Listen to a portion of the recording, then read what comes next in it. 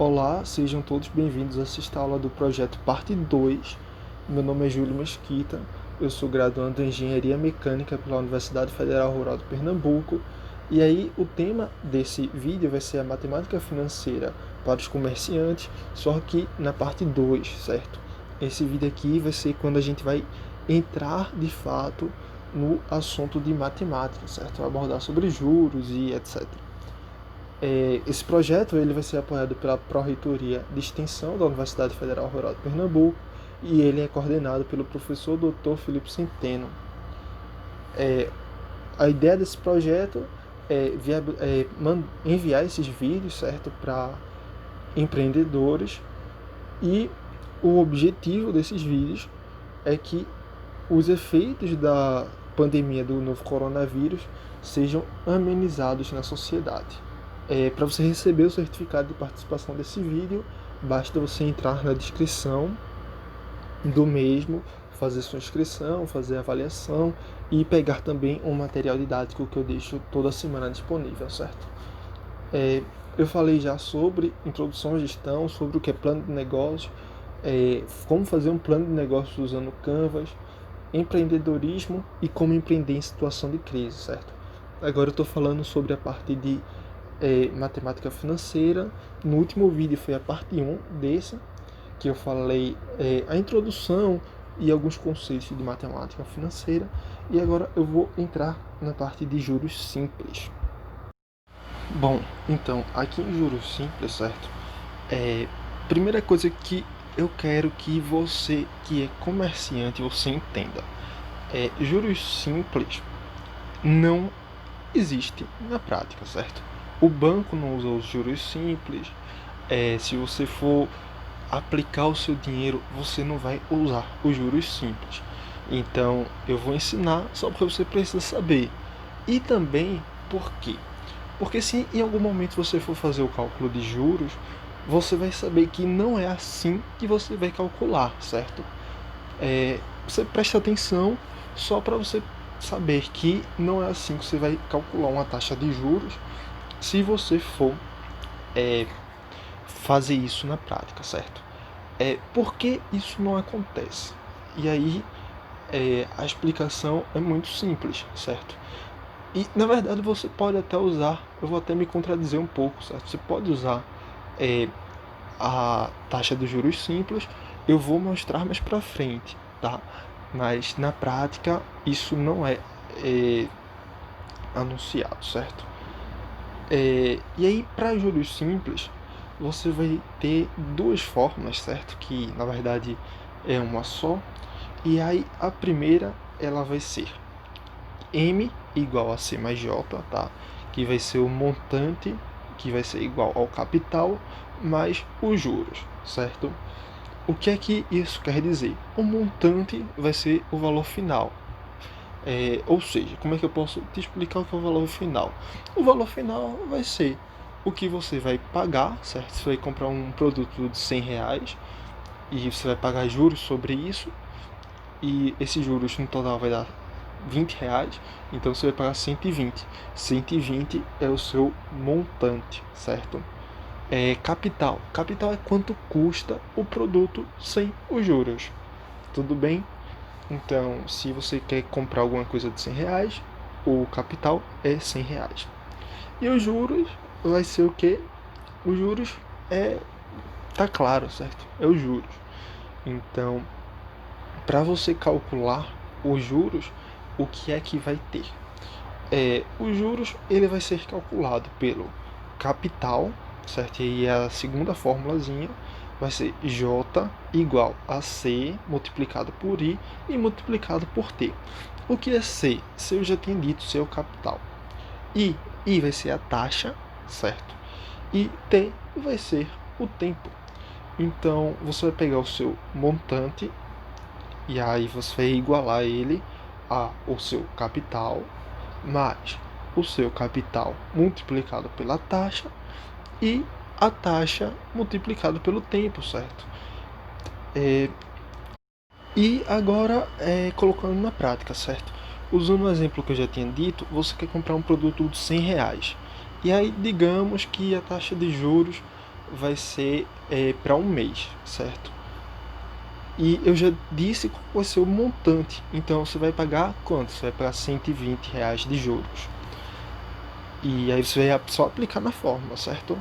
O montante, quanto é? 120. 120 vai ser igual a 100, que é o capital, que eu já tinha dito. E os juros? Os juros vai ser CIT, certo? O capital multiplicado pela taxa multiplicado pelo tempo. Então, eu vou ter, certo? Nos juros, 100, que é o meu capital, multiplicado pela minha taxa, pelo I, e multiplicado pelo tempo, certo? Eu estou dizendo que é um mês, tá? E aí, quando for fazer as contas, você vai ter a seguinte equação. Você vai ter 120 igual a 100 mais 100 vezes o I, certo? E aí eu cortei o T. Por que eu cortei o T? Porque o T é 1. Então, não adianta colocar ele aí. E aí, que número eu posso multiplicar 100, que somado a mais 100 vai dar 120, certo? Aí vai ser 0,2. O que significa 0,2, certo? O que é que significa esse 0,2? 0,2 é a mesma coisa do que 20 dividido por 100, certo? E 20 dividido por 100 é 20%. Então, os juros que está sendo aplicado aí é um juros de 20% a cada medida de tempo, certo? E aí, no caso, eu ignorei a medida de tempo, eu disse que ia ser e aí pode ser um mês, pode ser um ano, tanto faz. E aí é o ponto que eu quero chamar muito a atenção de você que está ouvindo esse áudio, certo?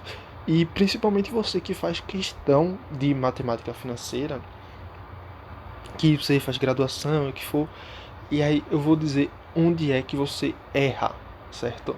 Se você ainda está errando, mas onde que as pessoas erram sempre, sempre, sempre em matemática financeira é na parte de juros compostos. Bom, onde é que as pessoas erram na parte de juros compostos é quando eu digo que eu tenho uma taxa ao ano e vou passar 12 meses. E aí a pessoa aplica que o tempo é 12. É muito importante você prestar atenção nisso, tá? Quando a taxa é ao ano, certo? Você vai e você coloca que o T é 12, você está colocando que são 12 anos, certo? Então isso vai fazer você errar a questão, certo? E aí, para juros compostos, que é os juros que existe de verdade, certo? Eu vou passar mais duas formulazinhas, que na verdade uma vocês já conhecem e uma outra é um pouquinho diferente, certo? E consequentemente é um pouquinho mais difícil para você lembrar, mas lembre-se sempre disso, porque quando você for fazer o cálculo de juros e tudo mais, isso vai ajudar bastante. O que é que vai continuar igual? O montante é o capital, certo? Mas os juros, isso não muda nunca na parte de juros, certo?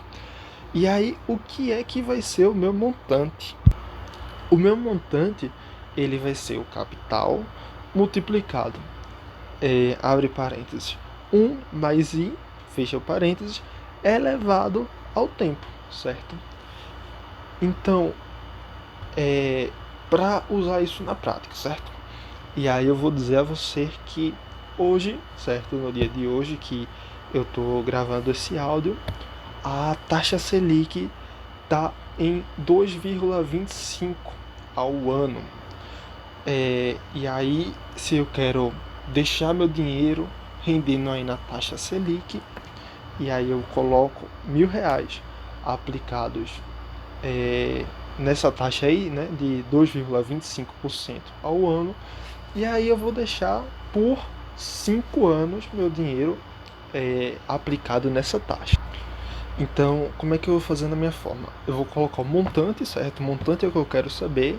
Então, no final de 5 anos, o dinheiro que eu vou ter é o montante, certo? E aí eu vou igualar ao meu capital. Quanto que é que vai ser meu capital? Meu capital vai ser 1.000 multiplicado pelo abre aí o parênteses, 1 mais 2,25%, certo? Então eu tenho que dividir isso aí por 100, fecho parênteses, eu coloco elevado ao meu t, certo? Meu t vai ser 5. E aí quando eu dividir o 2,25 por 100 e somar com mais 1, eu vou ter 1,0225 elevado à quinta. E isso aí, certo? Vou pegar aqui a calculadora. Isso aí vai me dar um número bem grande, vai dar 1,117677 e lá vai, certo? Como eu estou aqui na calculadora, eu só vou multiplicar. E aí, no final desses meus 5 anos, certo? Eu investindo R$ 1.000 e não mexendo nesse dinheiro durante esses 5 anos, eu seguindo aí a taxa Selic, pensando que ela não vai mudar, tá? Eu vou ter R$ 1.117,67, certo? Ao longo desses 5 anos, certo? E aí eu vou querer botar um outro exemplo, certo? Eu já mostrei aí a você como é que faz.